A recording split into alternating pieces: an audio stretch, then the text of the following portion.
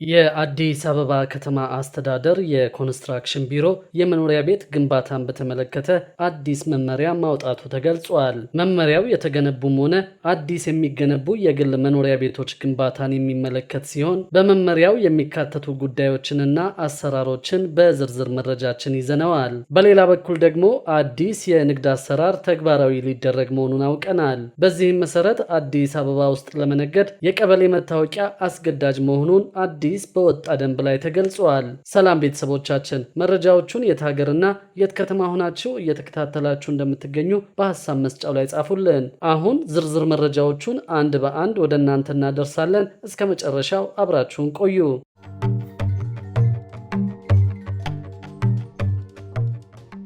የአዲስ አበባ ከተማ አስተዳደር የኮንስትራክሽን ቢሮ በከተማዋ ከዚህ በኋላ በቢሮ የወጣውን አዲስ የቤት ግንባታ ስታንዳርድ የማያሟሉ ቤቶች እንዳይገነቡ አሳስበዋል።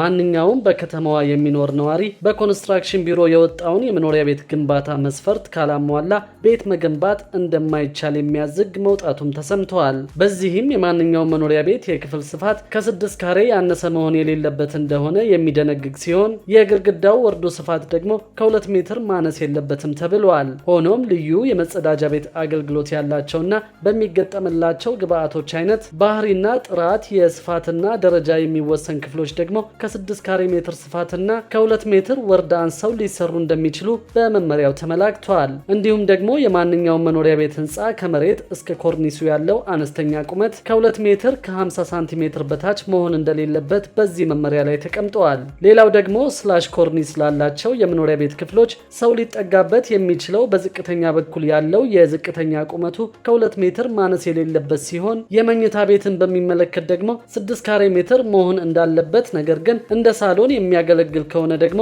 ከ12 ካሬ ሜትር ማነስ እንደሌለበት በመመሪያው ላይ ተቀምጧል። የተካፋች ስታንዳርድን በሚመለከት ማንኛውም ተካፋች ከይዞታው ወደ ውጭ መከፈት የማይችል ሲሆን ለመኖሪያ ቤት መግቢያ ቢያንስ 3 ሜትር መጠበቅ አለበት ሲልም በመመሪያው ላይ ተደንግጓል። የመጸዳጃ ቤትና የባልኮኒ የበር ስፋት 70 ሳንቲሜትር እንዲሆንና ቁመቱ ደግሞ ከ2 ሜትር ከ10 ሳንቲሜትር ማነስ እንደሌለበት በመመሪያው ላይ ተቀምጧል። ሌላው የመተላለፊያ ማለትም ደረጃና ኮሪደሮችን በሚመለከት ደግሞ ማንኛውም የመኖሪያ ቤት የውስጥ ደረጃዎችና ኮሪደሮች ከ90 ሳንቲሜትር ማነስ እንደሌለባቸው መመሪያው ደንግጓል። በአንድ ተከታታይነት ባለው የመውጫ ደረጃ ወይንም የመውጫ መጠን መጠቀም የማይቻል ሲሆን ሆኖም ግን ወደ ውሃ ማጠራቀሚያ ገንዳ ወይንም ደግሞ ወደ ማሽን ክፍል የሚያደርስ ደረጃ ከሆነ ደግሞ ከተጠቀሰው በታች ሊሆን እንደሚችል በዚህ መመሪያ ላይ ሰፍሯል። ማንኛውም የመኖሪያ ቤት የውስጥ ደረጃዎች ስፋት ከ5 ሳንቲሜትር ማነስና የደረጃዎቹ ቁመት ደግሞ ከ18 ሳንቲሜትር መብለጥ እንደሌለበት በዚሁ መመሪያ ላይ በግልጽ ተመላክቷል። የበርና የመስኮት ስታንዳርድን በሚመለከት ደግሞ ከክፍሉ ወለል ስፋት ቢያንስ 15 በመቶ መሆን እንዳለበት የተቀመጠ ሲሆን የበሩ ስፋት ደግሞ የተጣራ 80 ሳንቲሜትር እንዲሁም ቁመቱ ደግሞ ከ2 ሜትር ማነስ እንደሌለበት በግልጽ ተደንግጓል።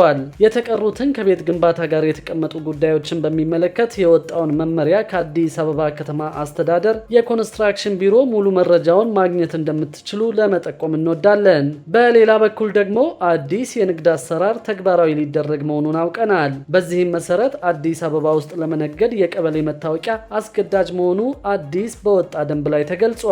በአዲስ አበባ ከተማ መደበኛ ባልሆነ ንግድ መሰማራት የሚችሉት የከተማዋ ነዋሪዎች ብቻ መሆናቸውን የሚደነግግ ደንብ መጽደቁ ታውቋል። የአዲስ አበባ ከተማ አስተዳደር ካቢኔ በ4ኛ ዓመት 8ኛ መደበኛ ስብሰባው ተወያይቶ ካጸደቃቸው ረቂቅ ደንቦች መካከል መደበኛ ያልሆነ የጎዳና ላይ ንግድ ስርዓትን ለማስያዝ ይረዳ ዘንድ እንደተዘጋጀ ለማወቅ ተችሏል። ስለ ጉዳዩ የተጠየቁት የአዲስ አበባ ከተማ አስተዳደር ፍትህ ቢሮ ኃላፊ አቶ ተክሌ በዛብህ ካቢኔው ያጸደቀው አዲሱ ደንብ በመዲናዋ አንድ ግለሰብ መደበኛ ባልሆነ ንግድ ላይ ሊሰማራ የሚችለው የአዲስ አበባ ከተማ መታወቂያ ካለውና የከተማዋ ነዋሪ ከሆነ ብቻ ሊሆን እንደሚገባ አስገዳጅ መስፈርት አስቀምጧል ብለዋል። የከተማዋ ነዋሪ መሆን የሚለው መስፈርት እንዴት በአስገዳጅነት ሊቀመጥ ቻለ የሚል ጥያቄ የቀረበላቸው አቶ ተክሌ የከተማ ነዋሪነት ጉዳይ አንዱ መስፈርት ሆኖ ሊቀመጥ የቻለው በዚህ ንግድ የሚሰማሩ አካላት ህጋዊ ሆነው መንቀሳቀስ እንዲችሉ ለማድረግ መሆኑን ለማስገንዘብ ነው ብለዋል። በዚህ የንግድ ሰንሰለት የሚሰማሩ ዜጎች ህጋዊነትን በክልል መታወቂያ አይረጋገጥም ማለት አይደለም ሲሉ አስረድተዋል። ነገር ግን በአዲስ አበባ ከተማ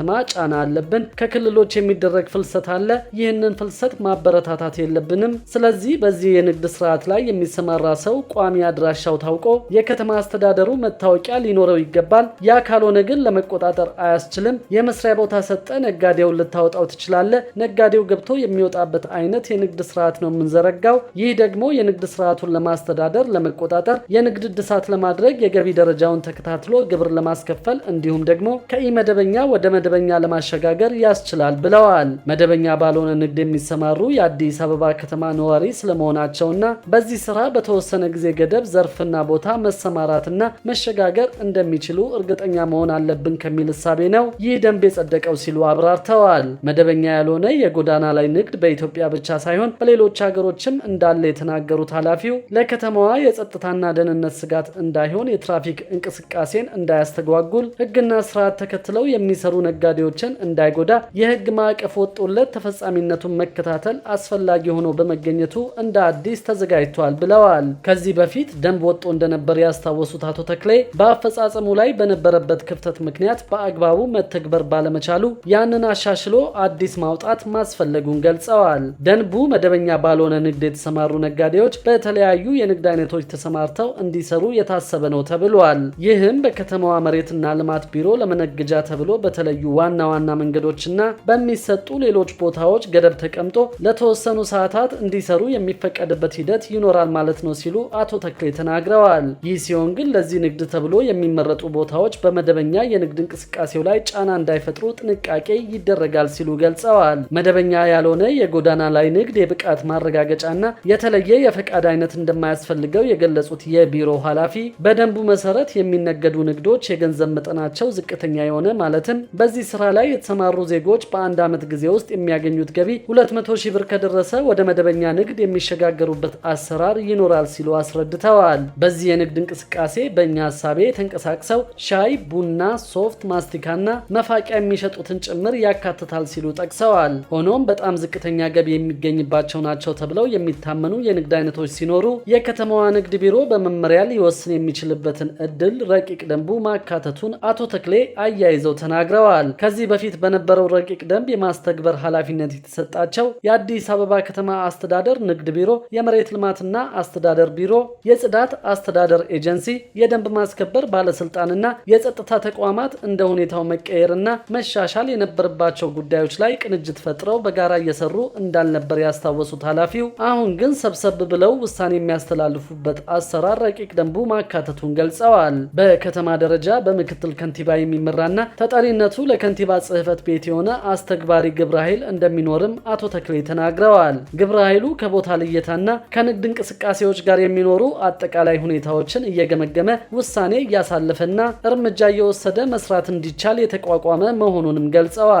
ግብረ ኃይሉ የአዲስ አበባ ከተማ አስተዳደር ገቢዎች ቢሮ፣ የትራፊክ ማኔጅመንት ባለስልጣን፣ የፖሊስ ኮሚሽን፣ የምግብና መድኃኒት ቁጥጥር ባለስልጣን ተካተውበታል። አስፈላጊ ሆኖ ሲገኝም በከንቲባ ጽሕፈት ቤት በኩል የሚጨመሩ ተቋማት እንደሚኖሩ ተነግረዋል። በሌላ በኩል ደግሞ የኢትዮጵያ አእምሯዊ ንብረት ባለስልጣን እስከ 2015 ድረስ በዓመት በሁሉም መብቶች ጥቂት ምዝገባ ማከናወኑን አስታውቀዋል። የባለስልጣኑ ዋና ዳይሬክተር ወልዱ ይምሰል እንደገለጹት ተቋሙ በርካታ ዓመታት ማስቆጠሩን የገለጹ ሲሆን በእነዚህ ዓመታት የተለያዩ ስራዎችን ቢያከናውንም በሚፈለገው ልክ እንዳልነበረም ጨምረው አስረድተዋል። ተቋሙ ባለፉት 20 ዓመታት 500 ፓተንት መመዝገቡን ተናግረው ይህንን ለማሻሻል የምዝገባ ስርዓቱ ላይ ማሻሻያ ማድረጉን ገልጸዋል። ይህም የተነሳው በከፍተኛ ትምህርት ተቋማት የሚከናወኑ የምርምር ውጤቶችን ከማሳተም ባሻገር ፓተንት እንዲወጣባቸው ስለማይደረግ መሆኑን ጠቁመዋል። በዚህም የከፍተኛ ትምህርት ተቋማት የሚያከናውኗቸውን የምርምር ስራዎች ከማሳተም ባሻገር